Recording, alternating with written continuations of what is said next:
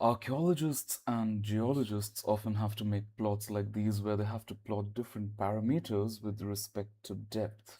So let's say you've dug up a trench or a section in the soil underground that goes up to 2 meters, and you're dividing those 2 meters into multiple subsections or segments. Uh, Often we call them horizons or strata. And it's not necessary that every strata is of the same thickness or the same width.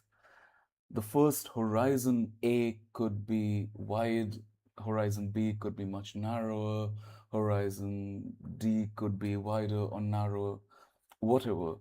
Now, there are dedicated software tools like Logplot that allow you to make these graphs easily, but they are exorbitantly expensive. And the trouble is that this is the only thing that they do. They don't do anything else well. That's the only thing they do.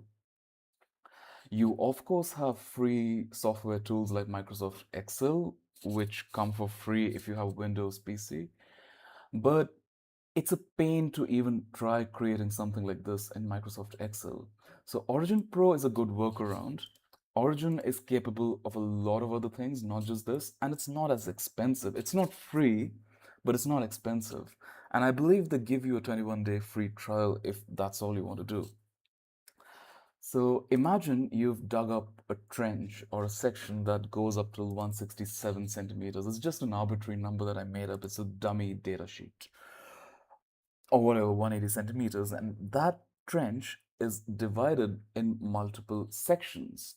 Not every section is of the equal or the same width.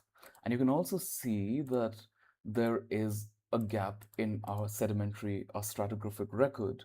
So in Horizon 4, the upper level or the upper depth of Horizon 4 is 100 centimeters and the lower depth is 132. So Horizon 4 ends at 132 and Horizon 5 starts at 146. And there's a gap. There's absolutely no record between 133 and 145. And geologists and archaeologists frequently encounter such scenarios. So your graphical depictions have to be absolutely accurate and representative of real world conditions. You can label this whatever you feel like. You can label this maximum or minimum or whatever you feel like. Now, let's just start right from scratch. We have to ascribe the depth midpoint, or you can call it the segment midpoint. I think that'll be a little more accurate. So we have a section or a trench that goes up till 167, and we have multiple segments or horizons, or whatever you want to call it, depending on your discipline and what you're looking at. So we'll enter a very simple formula here. It's A1 plus B1 divided by 2. And I'll just introduce another bracket over here to be on the safer side because you don't know. Yeah, I think it's perfectly fine. We just drag it all the way down.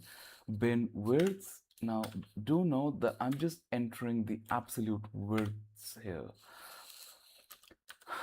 This is important because, so I'll just drag this all the way down. So I've entered the absolute widths because in many other software tools, you have to divide this by 2 because it treats that width as a number that goes on either side as the distance or the length that goes on either side of the midpoint. That's how Logplot and Excel probably treat it. So they would probably treat it something, they would probably treat it as 156.5 plus minus 10.5, 116 plus minus 16, 86 plus minus 14, and so on and so forth. But Origin Pro statistically treats it as the absolute number. Now, before we plot this, we have to do something else that's important. You can see that this is designated as X. So when we select these and plot this, it's automatically going to treat this as the column with respect to which the clay, silt, and sand values have to be plotted against. So I think it'll make sense when I depicted graphically. So a very important thing which we need to do is set this to none. Set this to none. Or if you don't have this particular toolbar over here, you can also select this, set as, disregard, or none. This makes it absolutely clear for the software. Just a second, I'm a little thirsty.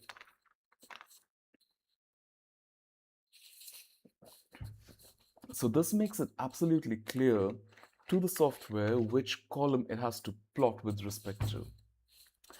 There's absolutely no confusion. So you have only one, you consistently have only one X, and then as many Y columns as you want with respect to only that X.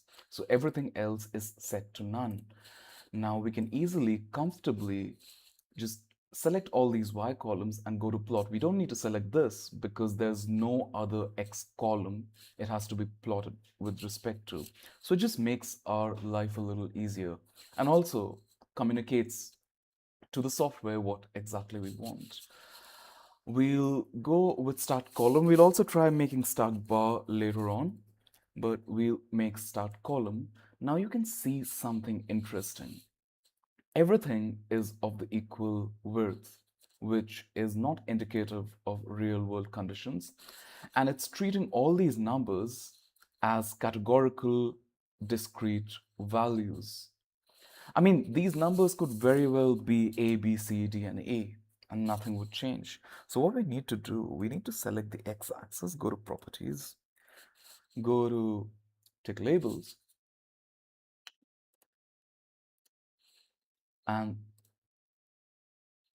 we need to instruct the software, we need to give a command to the software to treat these as numerical values, to treat these as numbers. And we need to go to scale, we need to select 0 to, we could do any number greater than 167, let's just put 180. And yeah, and let's just make this 25 and let's just apply. So now we can see that the graph has changed a little bit. The spacing has changed. So this indicates that the software is now placing all these columns at their designated midpoints. In order to test that, let's select the major ticks as custom positions. And let's do what's the midpoint? Let's say 58.5. Is that 58.5? 86. Yeah.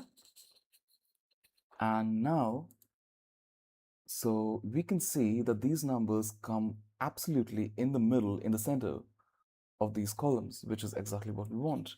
Now that it's behaving the way we want, and why wouldn't it, we go ahead and fix the absolute depth values for the upper layer and the upper horizon and the lower horizon.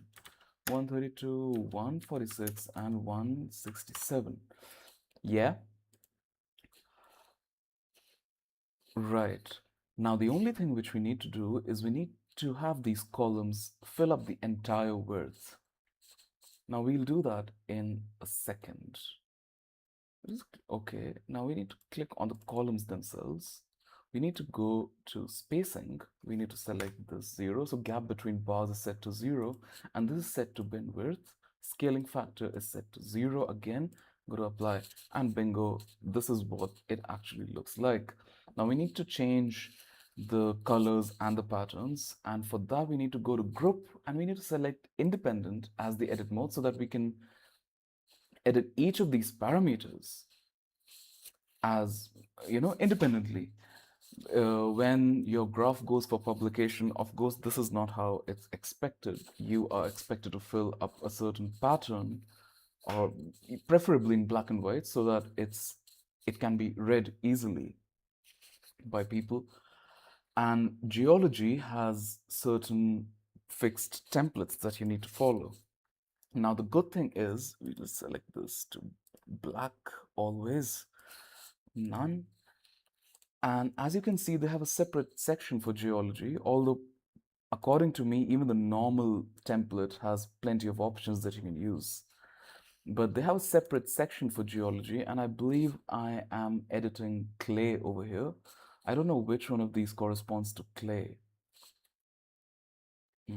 I have no idea which one of this corresponds to clay, but let's just select something for the sake of it in the interest of time. We'll do the same thing over here. We'll select this as none. Pattern, geology.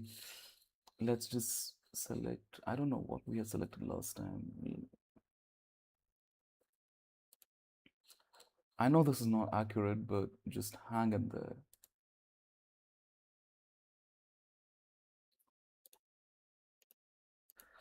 And you know what? According to me, the normal options are perfectly fine. Let's just, and there you go. You can make a plot like that. Now let's try it the other way around. Let's do it horizontally. It's the same steps. We'll just select Y and go to plot, go to and go to stack bar. Now, I don't know why they are showing all these reference lines. The first thing which we need to do is change the tick labels. We go to numeric so that it treats these not as categorical values but as numbers, as absolute numbers. So this goes from 180 to 0. It's going to be the other way around because we are going deeper. And we'll do increment, select these as 25. Yeah. What else do we need to do? We need to, let's just select custom positions to see whether they have placed them correctly according to the midpoints. Yeah. Um, what was the other value? I don't even remember. 86. Yeah, I think it's working as expected. So 45, 72, 100. I don't exactly remember what the other value was, but you know what I mean. It's 100 and 132 and okay. Anyway, so we'll just select this. We'll go to spacing. We'll select 0. We'll select bin width. So let's scaling factor is 0 and apply. We can, and now it's behaving as expected. We can change the markers, the major tick marks as we like. We can change the patterns just like I showed you a few minutes ago.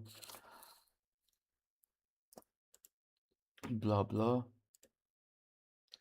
And I find these grid lines quite monstrous, so I'm gonna change these. Come on. Holy crap. Yeah, grids. I'm gonna change. I'm gonna just remove all these mined grid lines and make the graph neat. So I hope it was helpful, and I hope this tutorial kind of helps you in making graphs like these where you have to plot with respect to depth and absolute depth, and there are gaps in the record, and very often you have to divide it in segments that are not necessarily of the same height. So this could be cultural phase one, cultural phase two. You know, if you're a geologist or archaeologist, how painful it is on the field and how. So I understand that field work is painful, but plotting your findings and the field work onto a software doesn't have to be. I'll end the video here. I really hope it was helpful. And by the way, it's quite cheap. Origin is cheap.